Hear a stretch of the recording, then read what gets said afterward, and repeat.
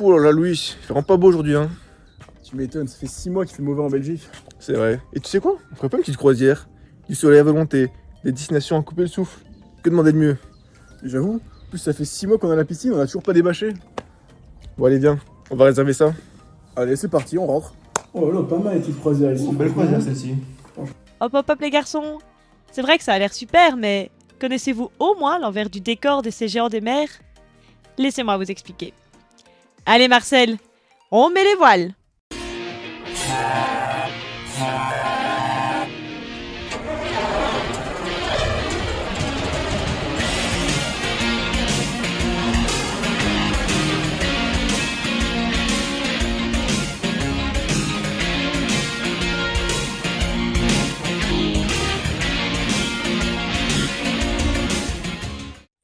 Imaginez-vous voguer sur les flots, explorant de lointaines destinations tout en profitant du luxe et du confort d'un hôtel 5 étoiles.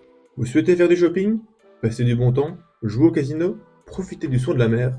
Quoi est mieux qu'une virée en croisière, loin de tous vos problèmes, pour profiter du bon temps et des paysages? Eh oui, bienvenue dans le monde des croisières, un secteur qui a littéralement pris le large au cours des dernières années. Malgré une chute drastique du chiffre d'affaires du secteur de la croisière en 2020, tombant à moins de 4 milliards de dollars en raison de l'arrêt des activités pendant la pandémie, la reprise semble déjà en vue.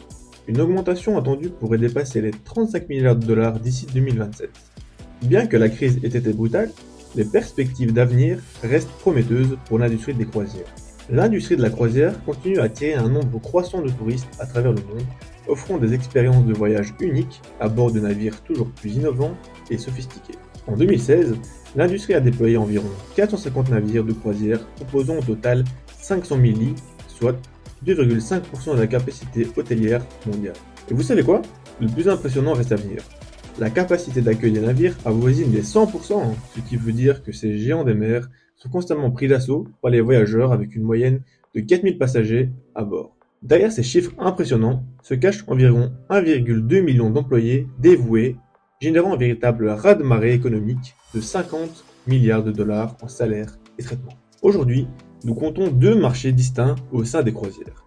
D'un côté, nous avons les géants des mers, les navires de croisière de grande taille offrant un éventail incroyable de divertissements et de services à bord.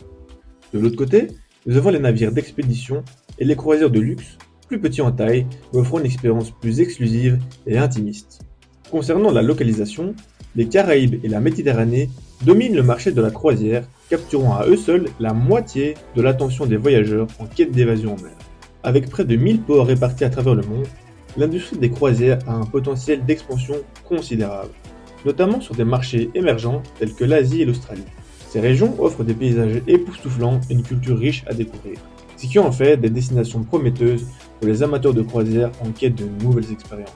Mais entre nous, au-delà du plaisir immédiat, se pose la question brûlante de la durabilité. Et si nos escapades de luxe étaient la cause de notre propre naufrage environnemental?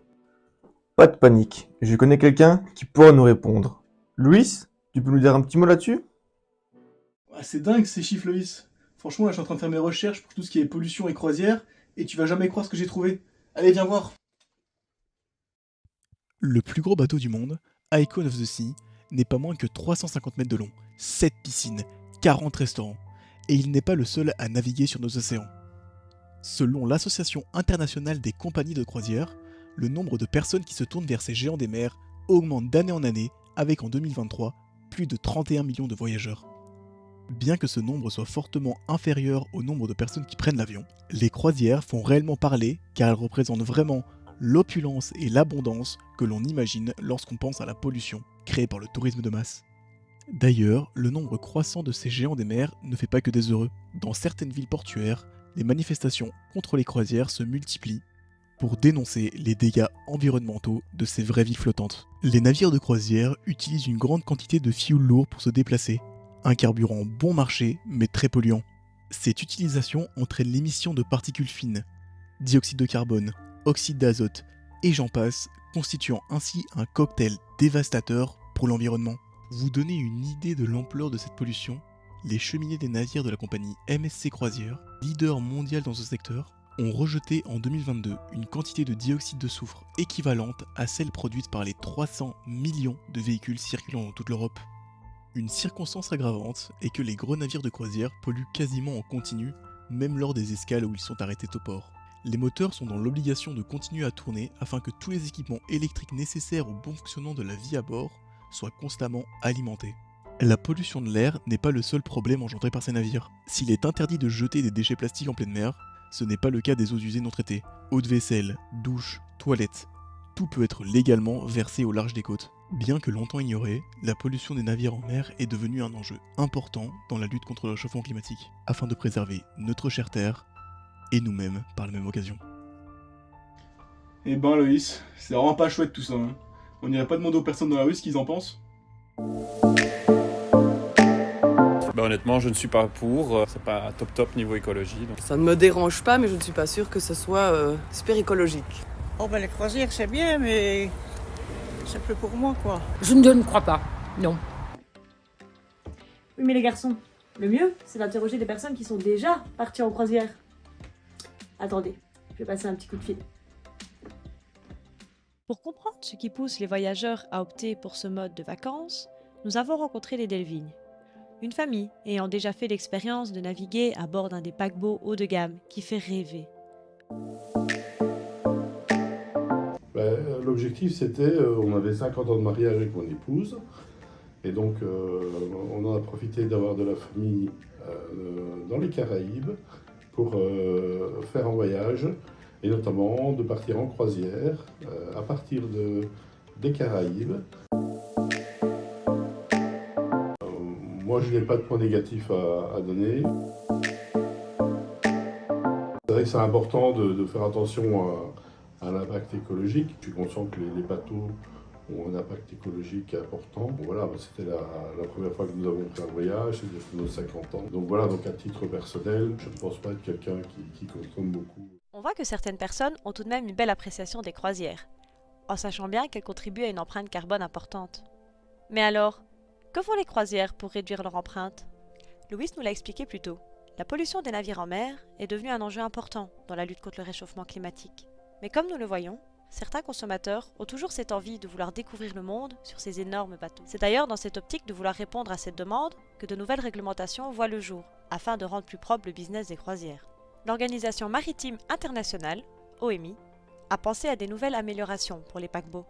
Ces nouvelles normes sont instaurées depuis le 1er janvier 2020. D'abord, l'OMI s'est penchée sur la question du carburant. Celui-ci sera désormais accepté si sa teneur en soufre ne dépasse plus les 0,5%. Contrairement aux 3,5% autorisés pendant des années. Ensuite, les croisières doivent maintenant privilégier les modes de propulsion alternatifs, comme le gaz naturel liquéfié, ou bien encore les moteurs hybrides et les diesels électriques.